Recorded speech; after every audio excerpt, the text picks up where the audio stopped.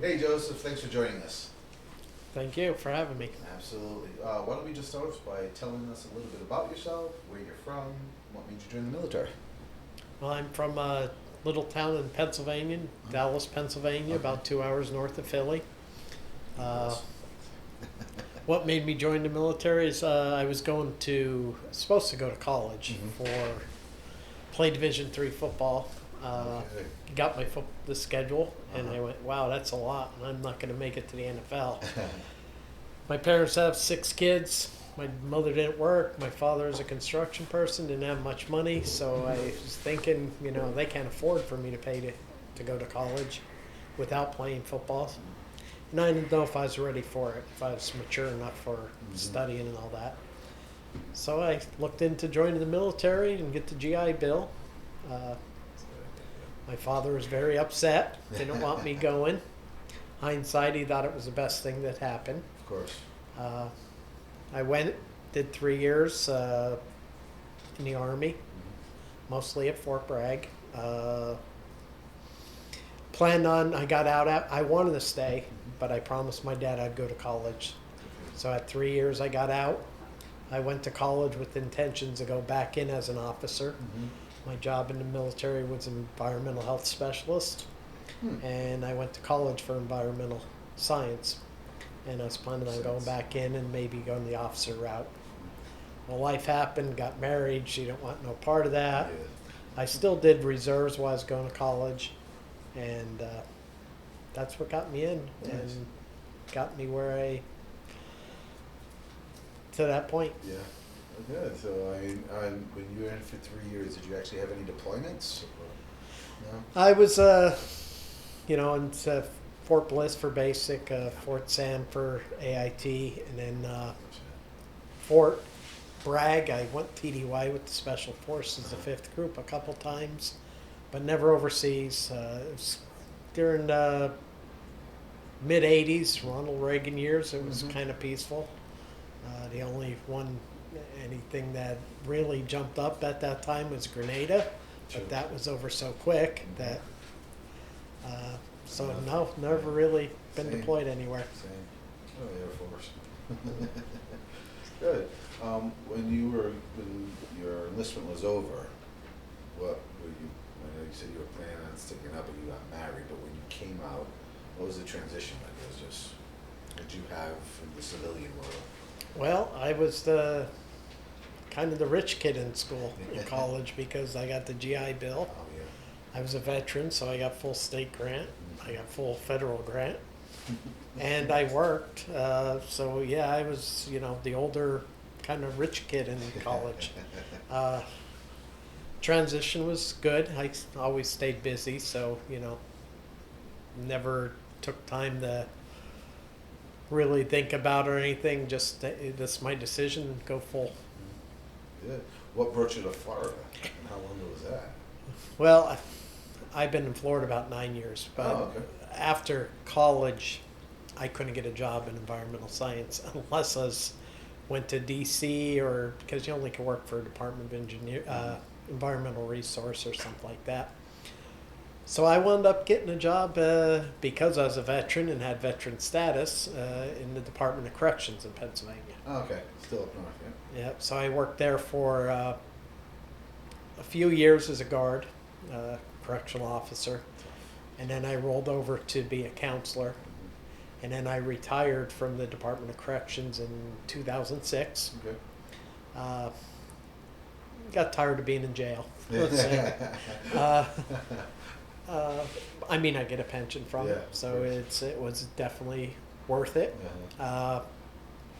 And I took a whole different avenue and the reason I retired is a guy that owned a fire and water damage contracting firm asked me to work for him, and I'm like, no, I'd rather stay at the Yes. prison. And he gave me what he wanted me to actually do, and it wasn't banging the nails, it was more being a project manager. Okay.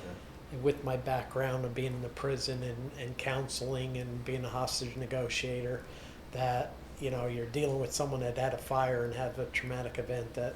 so I wound up doing that for, I don't know, about 8 years.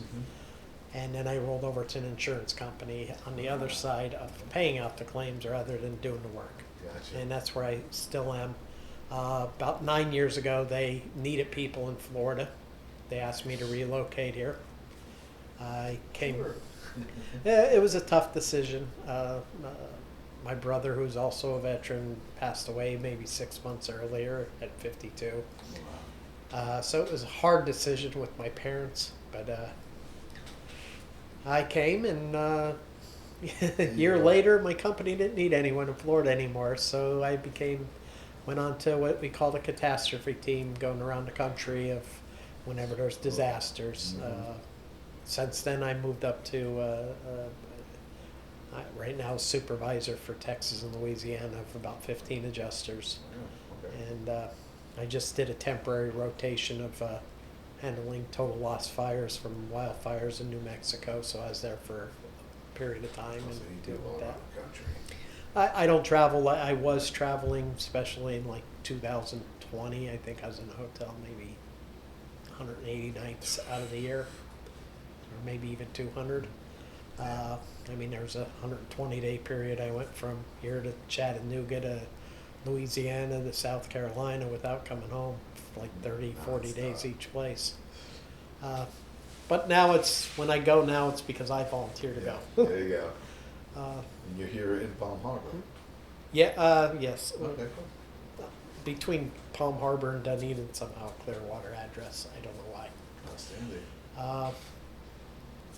And that's where I am today. And again, veteran had a lot to do with me getting a job where I am now. The construction company also, he was a veteran, and that had a lot to do with his hiring practices. And to this day, interviews, one of my first questions, are you a veteran? Usually if you are, you have some discipline, Mm-hmm. and you have some self-pride, and you have, 100%. you know, character that you don't want to just let things hang. So that was my next question. So what do you feel like you got out of the military? So, Oh, it made me grow up. Yeah. But being in the military made me grow up. Went from being home and to budgeting money to everything. I mean, back then there was no cell phones, so you didn't get to True. call often. yeah. And my parents didn't have a lot of money, so when I did call, they were quick calls because they were collect. Mm-hmm. So it made you be you. Mm-hmm. You weren't relying on anyone, you know. Forged you. And, you know, from that day, I've never, ever taken a dime off my parents since. To, And from the day I left at 18. I mean, they've offered, like, knowing I might be in a little pinch and might need, but no, let me see, I'll work through it. And it taught me to figure it out. what is it that you look forward to now? I know you're retired here. You have some enjoying your time. But what do I'm you, not retired, I Oh, still yeah. work. Okay. So what do you like to do with your world when Work. you're without? Work, that's about NC family. I Yeah. have a daughter and a son. The son lives in Wisconsin, and he just had a child. And So grandfather now. yeah, Yeah. so it's about the kids, family. Yeah, I'm almost there. My son's been with the same girl for 10 years. He's 27 years old. So, My son got married 2 years ago. He's 31 right now. He dated her since 15. Oh, wow. Really? He wouldn't even. That's outstanding. Well, that's all we needed to hear, Joe. I greatly appreciate your time. It was pretty painless, right? Not too bad. All right. Well, thank you for your service. Honestly, thank you for your sacrifices that you made when you came in, and I appreciate everything you've done for us. Okay, thank you.